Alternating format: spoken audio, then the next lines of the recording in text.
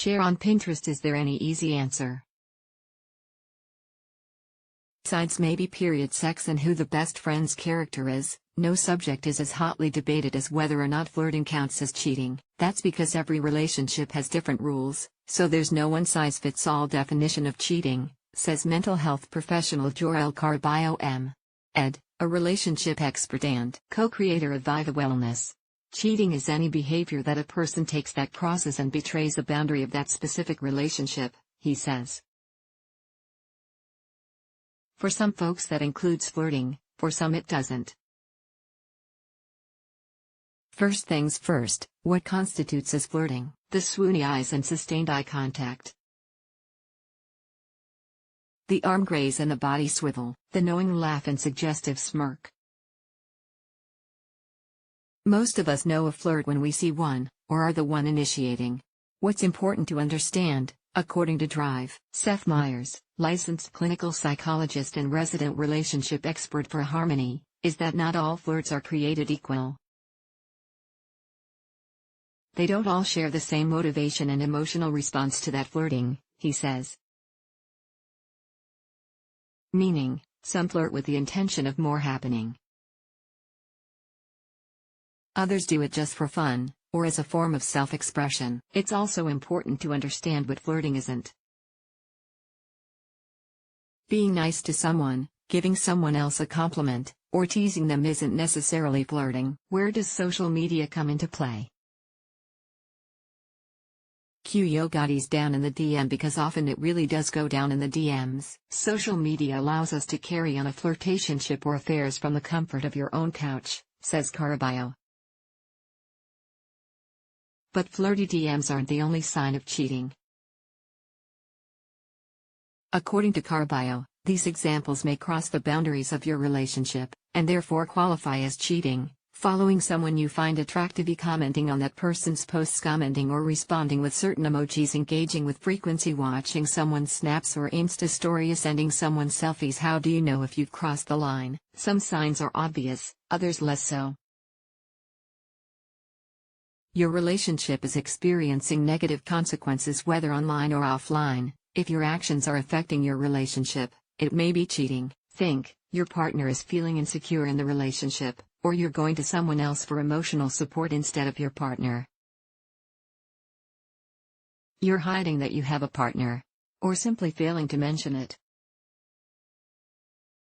If the person you're flirting with doesn't know you're in a relationship, it's tricky territory, says Drive.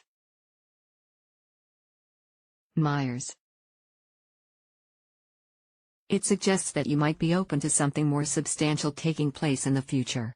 Which isn't just flirting, it's flirting with the intention to cheat. You're acting or feeling like you have something to hide. If you're acting like you've got something to hide, you probably do, says Carballo. Deleting texts or muting someone's messages so your partner won't see them? You've probably crossed the line. The following feelings are also symptomatic of cheating behavior. Drive.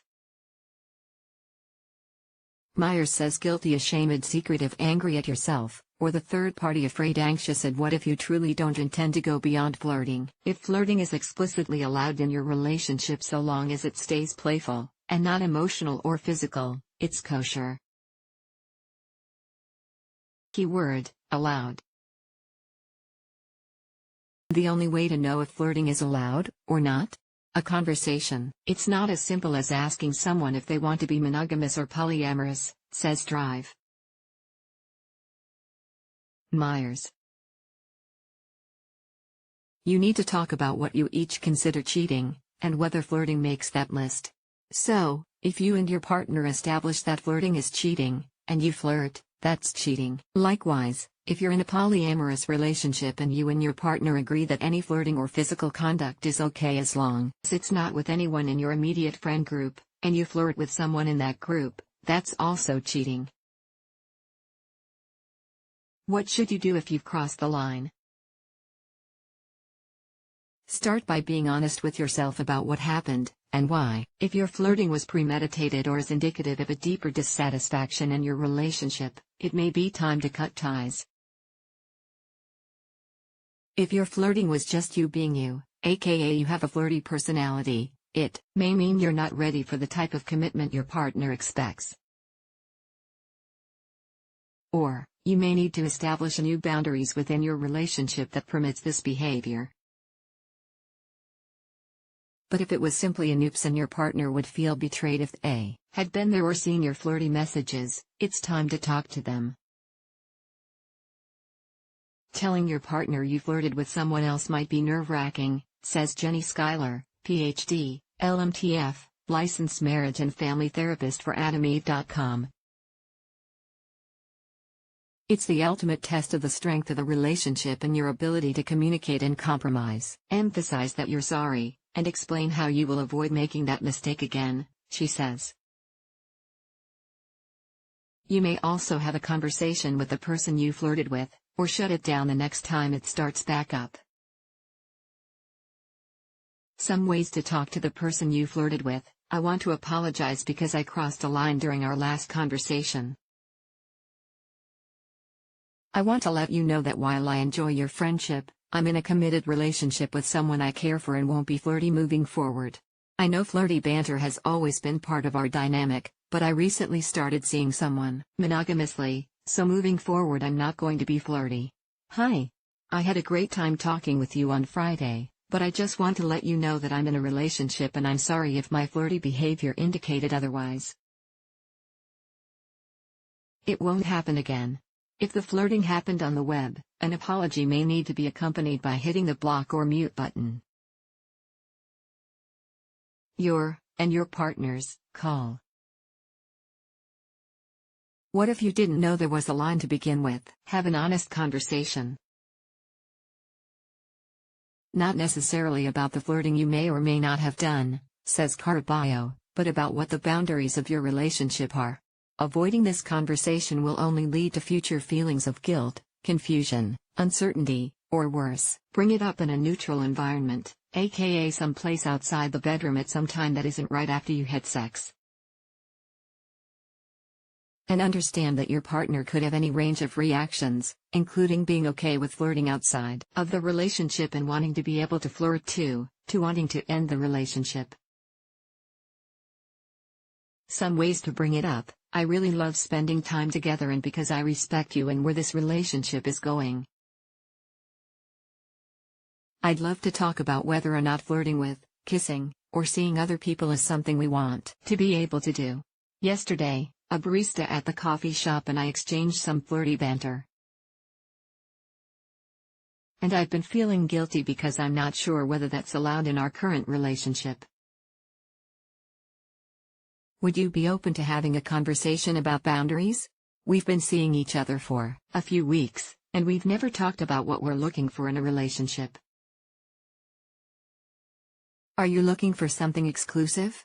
Bottom line, if you don't know what the boundaries of your relationship are and you're not sure what does and doesn't constitute cheating, it's time to establish them. How do you set boundaries within the relationship?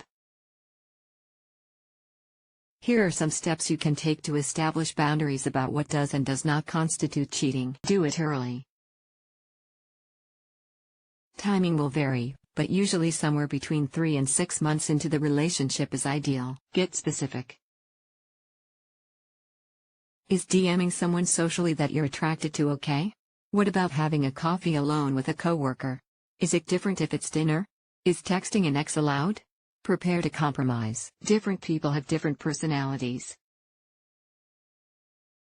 If one partner's personality is bubbly or charming, they may have to tune into where they're directing that energy. If one partner is particularly jealous, they may need to do some self-work to course-correct that jealousy. Plan for future check-ins. One convo usually isn't enough, so make time a few months down the line to reconvene. The bottom line: whether flirting is cheating depends on the boundaries of your relationship. That's why establishing boundaries, sooner rather than later, should be a priority. If you and your partner decide that flirting is cheating, it's important that choice not be disrespected. After all, while flirting may occupy some gray area on the cheating versus not cheating scale, boundary betrayal does not. Gabrielle Castle is a New York-based sex and wellness writer and CrossFit Level 1 trainer. She's become a morning person, tested over 200 vibrators, and eaten, drunk, and brushed with charcoal, all in the name of journalism. In her free time, she can be found reading self-help books and romance novels, bench pressing, or pole dancing. Follow her on Instagram